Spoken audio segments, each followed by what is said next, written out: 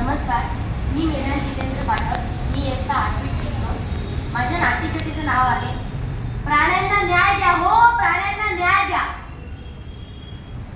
एकदा आजी दादाचा म्हणीचा अभ्यास घेत होती.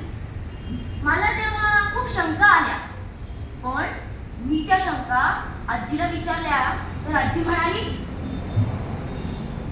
गाढवासारखे प्रश्न विचारू नकोस आणि उठ आता.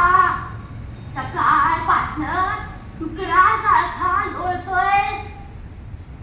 मी रागाने बाहेर आलो तर म्हणाली, गावभर उकिरडे फुकायला जायचं नाही. तुला रोज सगळं सांगणं म्हणजे गाढवा पुढे वाचली गीता. कालचा गोंधळ बरा होता. मला तुम्हाला एक प्रश्न विचारायचा आहे. गाढवाला गुळाची चव काय, याचा नेमका अर्थ काय हो? मी हुशार गाढवाच्या अशा कितीतरी गोष्टी ऐकल्यात. म्हणून जेव्हा पण मला आई म्हणते ना, गाढव आहेस अगदी, मला फार राग येतो.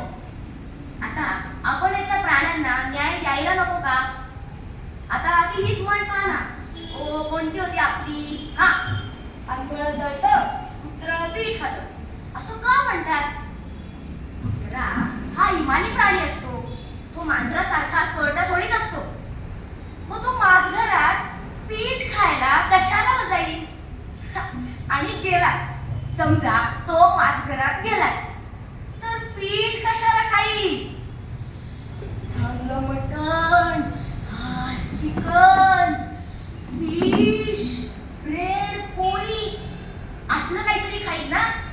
बरोबर ना? बरोबर ना? नंदी बैलासारखी मागे आलं काय? तुम्हाला नाही म्हटलो मी, दादाच्या अभ्यासातल्या म्हणीचं सांगतोय.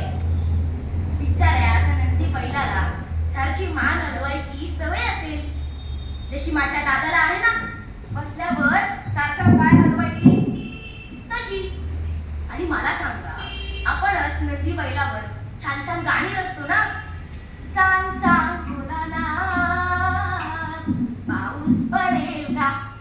आणि तो बिचारा मुका प्राणी मान हलवून तुम्हाला पाहिजे ते उत्तर देतो. तरी त्याला असं म्हणायचं, नंदी ही शंकराचं वाहन आहे ना, शंकराच्या देवळात नंदी असतोच. आपण असं म्हणतो ना की शंकरा पुढे नंदी वसे, आधी नमस्कार त्यालाच असे. तरी शुद्ध नंदी बैल आहेच अगदी, असं म्हणून आपण त्याचा अपमान का करतो? एकदा काय झालं, मी आणि बाबा एका मोठ्या सरकारी ऑफिसात गेलो होतो. पण त्या ऑफिसाबाहेरचा नंदी बाबांना आतच सोडेना. अरे चा, तो नंदी म्हणजे ऑफिसाबाहेरचा शिपाई, कळलं ना? तर तो शिपाई म्हणजेच नंदी बाबांना म्हणतो कसा, तुम्ही आज जाताय, पण तुमचं काम काय मुळीच होणार नाही. बाबा कसले गप्प बसतायत. बाबा म्हणाले, कावळ्याच्या शापाने गाय मरत नसते. मला तेव्हा खूप राग आला. अहो, तो बिचारा कावळा गाईला शाप कशाला देईल? मी तर किती वेळा कावळ्याला गाईच्या पाठीवर बसून असं मजेत फिरताना पाहिले. आणि आठवा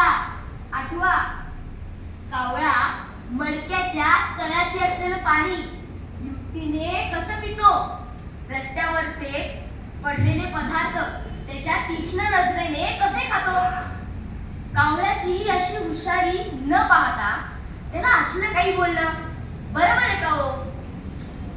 बिचारे मुके प्राणी, त्यांच्यावर अशा म्हणी लिहून आपण खूप अन्याय करतो असं तुम्हालाही वाटलं ना, मग आपण एक छान काम करायचं का? कोणतं म्हणून काय विचारता? प्राण्यांवरचा अन्याय दूर करायचा. तुम्ही पंचतंत्र पुस्तक वाचलंय ना? तर तसंच एखादं पुस्तक आपण लिहायचं. आणि ह्या ज्या म्हणी आहेत ना, बिचाऱ्या प्राण्यांना दुर्गुण चित्त शिकवलेल्या त्या काढून नव्या गोष्टी लिहायच्या. एक नमुना सांगू? असं वेडं वाकडं वागल्यावर आपण म्हणतो ना, गाढव आहेस का गाढव? तर त्या नव्या गोष्टीतलं गाढवच म्हणेल. ऐका हा काय म्हणेल ते.